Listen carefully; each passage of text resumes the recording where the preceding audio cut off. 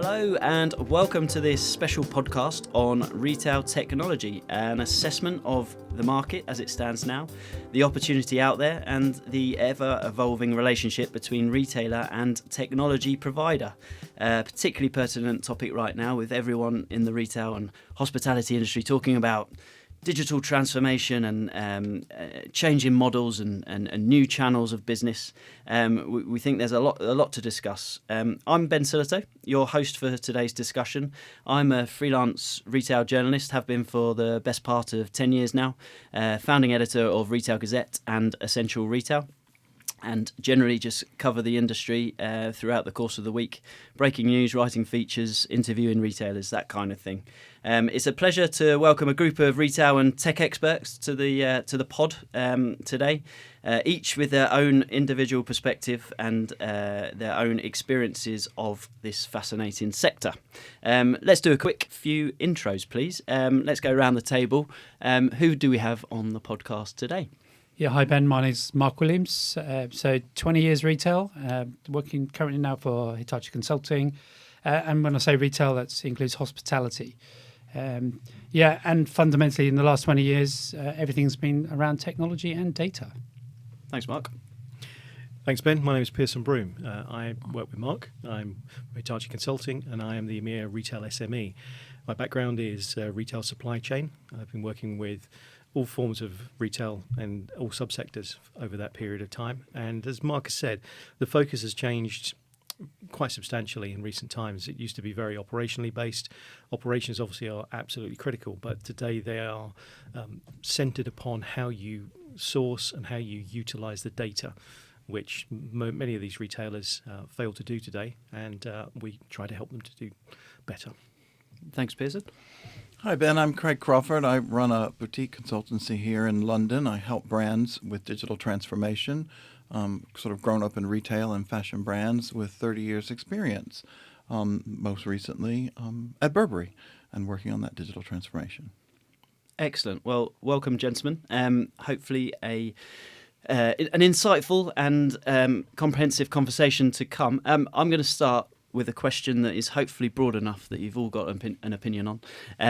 As part of my role, I'm obviously going to I'm meeting retailers, I'm visiting retailers, but as part of that, I'll travel the world, going to various expos, conferences, big supplier events. The likes of NRF in the US and the Retail Expo in London, which take place every year. Lots of the things I spoke about at the start of this podcast are emerging from those kind of events, but you're probably attending these kind of events too. What trends in retail technology are you seeing right now? What are the? It's a broad question, but when you say retail and technology and how is technology impacting retail, what is the tangible answer to that? What would be your first initial response to that? I think retailers are finally recognizing that digital and physical are one. It's a long time in the coming. You know, at Burberry, we did everything through the lens of a smartphone, and everything was digital first and customer first. Great product was a given, but we felt that it was marketing and technology that was going to drive the brand forward. And I'm now seeing 5 years and 7 years later than we did things at Burberry, major retailers now are recognizing that wasn't a trend, that is exactly what consumers expect. And so when I go to these trade shows, what I'm seeing is more collaboration between technology providers and retailers. They were listening and in fact-finding mode, maybe, quite frankly, for too long. But now they're recognizing they need these partnerships and these strategic partnerships to help them make sense of what's happening and to navigate this and to get on with it, because the consumer expects digital interactions. It just is what it is. I think that's a critical point, actually. We see it day in, day out, actually, that regardless of the subsector in which these retail organisations, hospitality too, operate, the ones which are most forward-thinking are the ones that have actually generated a partnership, a collaboration with a tech company. We do so ourselves at Hitachi Consulting. You know, we work with companies like Domino's, and we would very much like to consider ourselves to be their tech partner in that respect. And they are forward-thinking, and they are looking to technology in order to not only hopefully survive today, but to develop the business from a competitive standpoint, to grow margins, to grow sales revenues, just to thrive. It's about thriving, not surviving. And without a technology collaboration, without a partnership in place, I think that a lot of retail companies will, and in fact are already struggling. Mark and I talk to a number of different organizations probably every week about the fact that the emerging trends of, and they are buzz themes, admittedly, AI, artificial intelligence and ML, machine learning and data science, which everyone talks about, are real, but retailers know how to retail. They shouldn't necessarily know how to inspect the data that they've ingested and then create the insights and the analytics on top of that. Why not then trust a tech partner to help you to do that, gain those insights, and then more importantly, generate the outcomes which hopefully improve the business? I think from my point of view, I think the big change from say 5 years ago is those relationships with the technology partners that would have always been IT to technology have changed. So the partnerships now are coming from the business. So it's the business that's reaching out to the tech partners and saying, can you help us? How can we better engage with our customers? How can we improve our, online to offline channel? That's a fundamental change to the way it was before. You've seen that with, Marks and Spencer's reaching out to, Microsoft. That was driven, I'm sure, by the business. You've seen it with Google. And actually, if you look at, from our side as well, from Hitachi Consulting, absolutely, we're now engaging much, much more with the business, trying to achieve, and overcome business challenges. And it's not IT driven, these conversations, it's the business themselves, which can be a challenge for IT, right? So where all the relationships were there previously, now they're being, organizations are finding they're having to restructure because the conversations are happening at a different level. So I think, to me, that's the biggest change within technology now. Businesses realise that they have to engage with the right tech companies to succeed and survive. It's really interesting, that point, because I've seen it in publishing as well. Whereas we always were kind of requested by our retail readers to write about retailer first news, there's much more demand for technology insight and technology led news, because there's a thirst for knowledge out there right now. No one really knows how they're going to navigate their way through this current challenging path. As we've only been a digital world for the best part of 20 years. And when I say digital, I mean e-commerce has only emerged for 20 years, and it's kind of disrupted the way retail has thought about itself. But in the grand scheme of things, that's not a huge amount of time. So retailers are looking for information from retail tech companies, from tech partners, and these newly formed partnerships are emerging. That all makes sense to me. Yeah, I certainly see it different. I mean, being in retail for 20 years, right? Retailers, I've put it politely, quite arrogant, right? So they all thought they were different and from everybody else, and tend to look at each other about how to do things. But actually now they're starting to look outside and look at other industries. Hence why they're also now looking to the big tech partners and basically being said, how can you help us? And they want partners who can challenge them. Gone are the days, I think, of, yes, I need a new ERP system. Can I have an ERP? And somebody will come in and say, yeah, can you bespoke it for the way that we run our business? That's right. That off-the-shelf type thing. They need to move away from that. They've realised now they need cloud. They need something that's vanilla, and that will give them the core.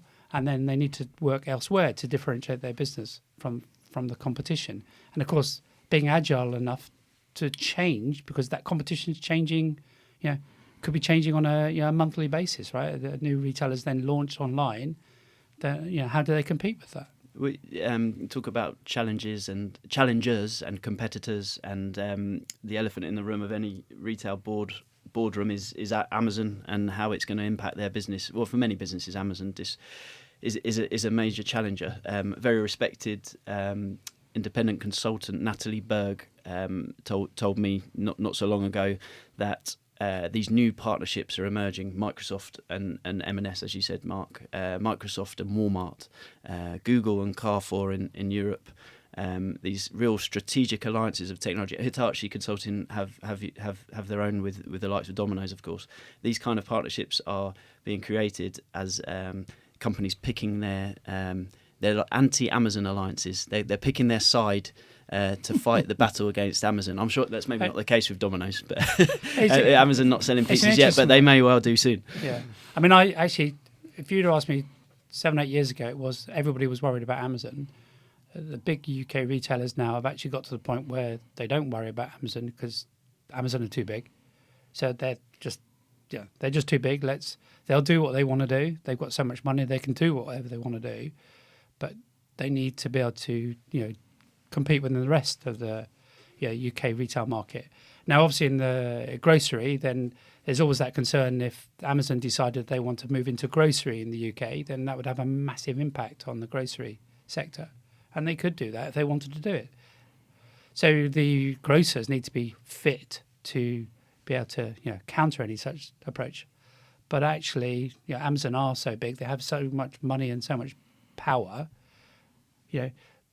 I would say that retailers now are not just focusing on that, but 7-8 years ago, it was all, how do we compete against Amazon? But now it's actually, in some ways, well, we talked about this before, is how do you survive, right? It's not just about competing with Amazon. It's about much wider than that. Yeah. That's right. And I would argue Amazon doesn't do everything that a brand does, right? We might go to Amazon as part of the path to purchase, somewhere along that for most of digital purchases, whether it's the beginning, the middle, or the end. But what we care about really is customer service. If we're just price driven, we might go there. But if it's more about brand loyalty and experience, then we have an affinity to a brand, and we're just going to double check to make sure we're okay with what Amazon's offering versus what we're willing maybe to pay a little bit more for.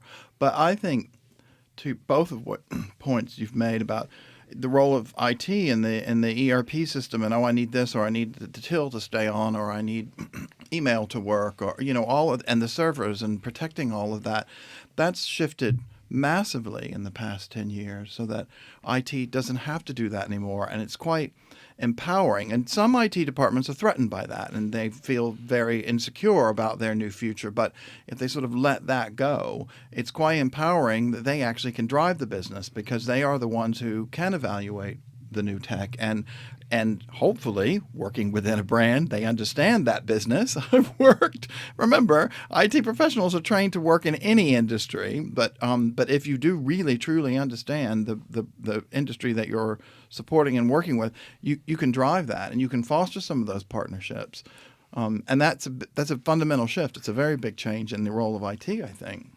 I was going to say, actually, Craig, I think it's a very interesting point that a lot of the tech companies still come at the challenges from a tech point of view. So they will be looking at cloud as what data can be consumed, what tools I can use in the cloud. I think where we have great success as Hitachi Consulting is that we go in with a slightly different viewpoint. I don't think this is very provocative, but I'm hoping it's a little bit different in that we go and we talk about retail challenges. We talk about conversion. We talk about customer lifetime value. We talk about the things that matter, really, the metrics that matter to retailers. Because, as Mark said, we are talking to the business, and the bottom line is that the technology is only the enabler. Now, to your point, Craig, obviously the IT department is still there, but they are as an enabler to ensure that the operation runs smoothly. If they can entrust a collaboration partner to come up with retail-specific ideas by talking the language of retail to that business, then there's a better meeting of minds. Yes. Always. Yes. I think you're all right. We're seeing this play out in the market. Gartner research out towards the end of 2018 said there's more money being spent on technology by retailers than ever before, whereas once the industry was perhaps a laggard in technology. I use Gartner's words there. It's now one of the highest investors in technology, and part of that reason is that the CIO's role has changed, which you've all alluded to. They're no longer just buying technology to keep the lights on. They are buying business strategic technology that is going to take the company to another level and in the new world that we operate. And I'm fascinated to know the kind of conversations you have with the C-suite now and how they've changed over time. Do you talk to different people now? Do you talk to the whole C-suite Has the CIO changed as much as the CIO's role changed as much as it seems from the outside? What are we seeing there in terms of structures and responsibilities? I mean, certainly from my side, absolutely the CIO is still important, but actually what's come into it now is the Chief Digital Officer, who often comes from the business and in some ways seen as a bit of a threat to the CIO. So the CIO is seen as looking after the operational technology and often seen as the legacy technology, and all the investment seems to be going towards the Chief Digital Officer. And seen as a shiny new thing, and that's where we need to put all our effort. But ultimately, the Chief Digital Officer will only succeed if he works very closely with the CIO or the IT, right? If you don't do that, you'll end up with two schools, and it will come down to that where we talked previously when we talked about the customer experience, right? So you've got a great digital way of engaging with your customer, but guess what? The product's not delivered on time, or it wasn't available. And that's because it wasn't engaged properly with IT, and the legacy systems would actually provide the stock management and everything else. It wasn't joined up with the whole process.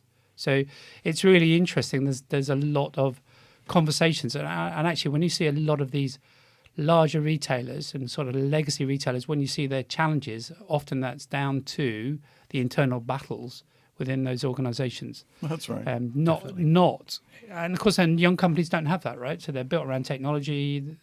Everybody's already bought into that. But so that's certainly what I'm saying. I don't know what Craig, from your experience. We've spoken about that a lot, Craig, in the past, haven't we? About the fact that as retailers, businesses in general, go through a digital transformation and map out a path of where they want to go to, it's not a case of the technology they need not being available. It's a case of them not actually having the ability to implement the technology that is there. It's internal issues and structural issues that sometimes hold up any kind of rapid change. That's right. And understanding one another. I mean, I remember at Burberry we did a board presentation, and the CTO got up and hugged the CMO, scared her to death in front of the board, and said, I'm capable of doing this because of him, and pointed at me. And that's because bringing two completely different C-suite together, right? The purely technical and used to protecting a brand, not only from a security perspective and a cash flow perspective, but also all the ERP operations that have to happen and make sure that that's fit for purpose and will always be on. To someone who's doing marketing and public relations and being very creative. And my goodness, why would those two talk? When, of course, now marketing and technology and retail are all one channel. They're all blended together. And so they have to have that partnership. But often they speak very different languages. And the CMO may not understand the technology behind it, but he or she doesn't need to. They just need to know that they can communicate in the channels that they need to. But sometimes we create these channels, we understand we have to look at them differently, but then we silo them. And I think the real thing is to keep them all sort of aligned, and that ever-flowing bit of experience or data or communication that's happening with a customer and a brand and all of that. Oh my gosh, it's not easy to do, is it? Well, back to your question about how the C-suite has changed.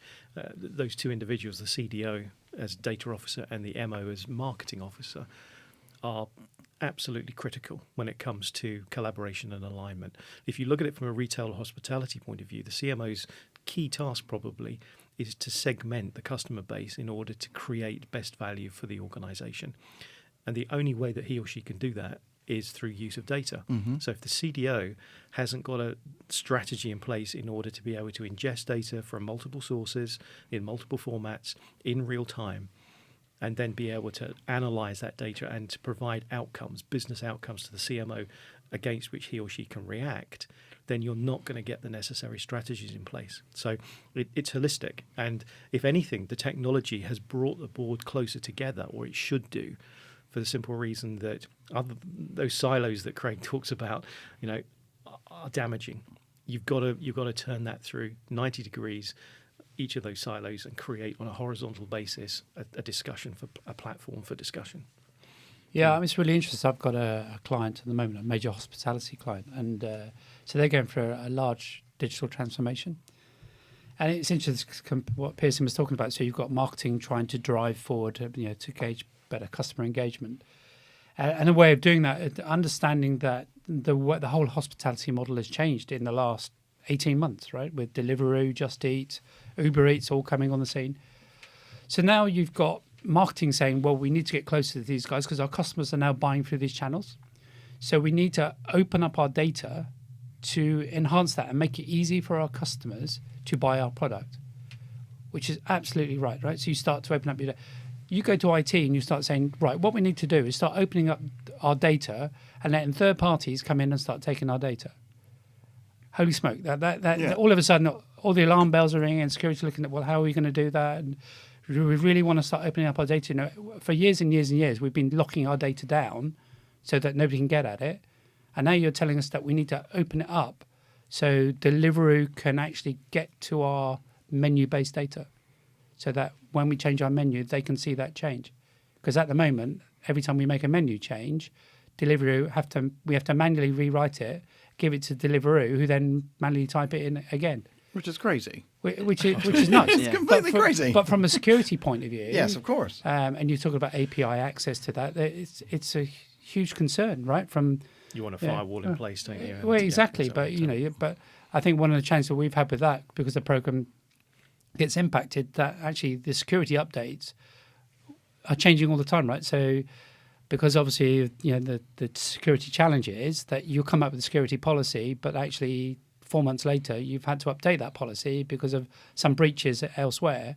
So how do you manage that during that ever-changing environment? So it's quite challenging. No, Mark, some of the examples you give there just illustrate the shift in thinking that is required within retail right now. And I guess we alluded to it earlier with Amazon, but there are plenty of other players that have emerged over the last couple of decades which have kind of changed consumer attitudes to retail, consumer behaviour, just introduced new ways of selling that customers have now got used to, that traditional retailers now need to somehow try and keep up with.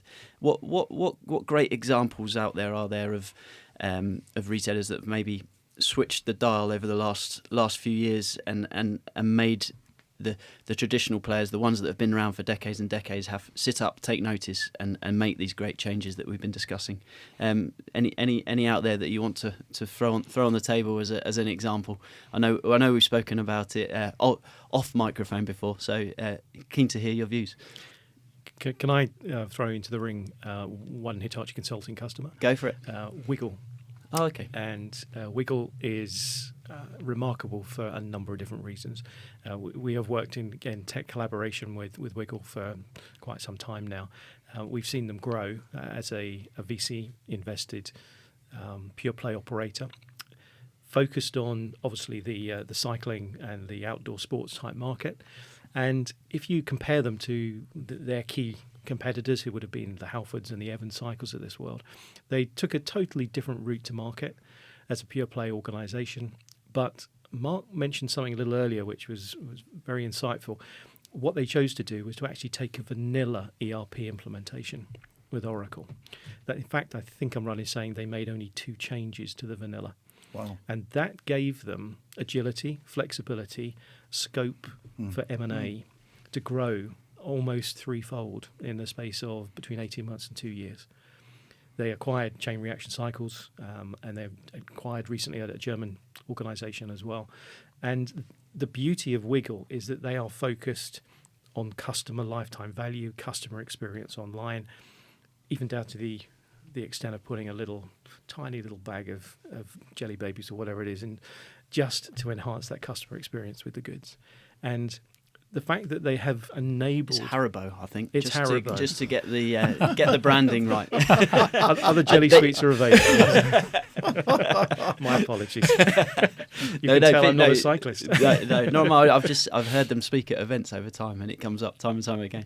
I'm also a big Haribo fan. Sorry, Pierson, I interrupted. Not a problem. But we have worked very closely with Wiggle, and I dare I say it, we're very proud as Hitachi Consulting of the collaboration that we have with Wiggle. They have grown, and their ability to address the customer experience and at the same time not only remain profitable but actually to grow substantially, the value of the business on behalf of their VC parents has been substantial. So from that perspective, I think they would be a great example of an organisation that have come from almost nowhere to dominate that sector of the market. As a pure play organisation, they've got their own challenges, but they got them right to begin with. So I'd like to sort of certainly nominate Wiggle as a prime candidate in that respect. No, it's a fantastic example, and these digitally native vertical brands, as I think the phrase goes, are cropping up all the time now. There are subscription services that are purporting to be retailers, and they build up huge followings via social media, and the subscription model seems to be successful, and other retailers are trying to then adopt that kind of model within their own businesses. Online first businesses don't have as much of the legacy issues as we've discussed throughout the course of this podcast, so they have an advantage to move quickly in that regard. The challenges coming from all angles to retailers right now, aren't there? There are.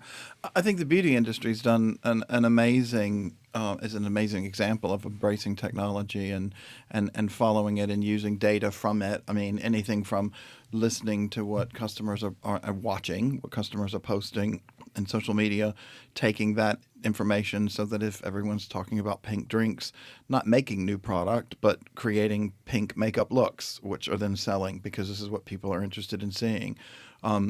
I think Sephora is a great example of in-store and physical, and taking that and blending that. And I mean, a young lady learns how to wear her makeup probably because her mom's taught her, but she's taught her how to wear makeup to look like a little lady. And her aunt may have jazzed it up a little, and her friends at high school may have taught her a little bit more. But now she goes to YouTube and she learns smoky eyes from that. She can go into Sephora and digitally see how to apply it and then save that and get looks. And she can Pantone her skin. It's crazy. But then they save all that data against your account, and then very in a very soft sell way, let you know what's available to achieve all that if you're interested in it. And if you're not interested in it, you say you're not, then it stops. So it's really understanding who the customer is, using that data, that's augmented reality. It's all kinds of things coming together, and it's the convergence. And I think this is what you guys do at Hitachi quite well is, you've got this portfolio of incredible biometric data. Biometric technology rather, whether it's augmented reality, whether it's machine learning, virtual reality, everything that you're doing that you've done in other sectors, you're aiming at retail. And that's the exciting thing when retailers understand what a partner like with a portfolio of tech that you have can actually do, because it creates brand new opportunities. And that is a good place to round the conversation up, I think. We've spoken. There have been some examples of how Hitachi Consulting have changed the way the conversations have changed with the retailers that you're working with. But perhaps just to underline and to conclude this, what's been a really good, interesting conversation. I hope we can continue this off air. How Hitachi's approach to working with retailers has changed, bearing in mind all of these fascinating and structural changes and consumer changes that we've discussed are playing out. Mark or Pierson, feel free to conclude the proceedings.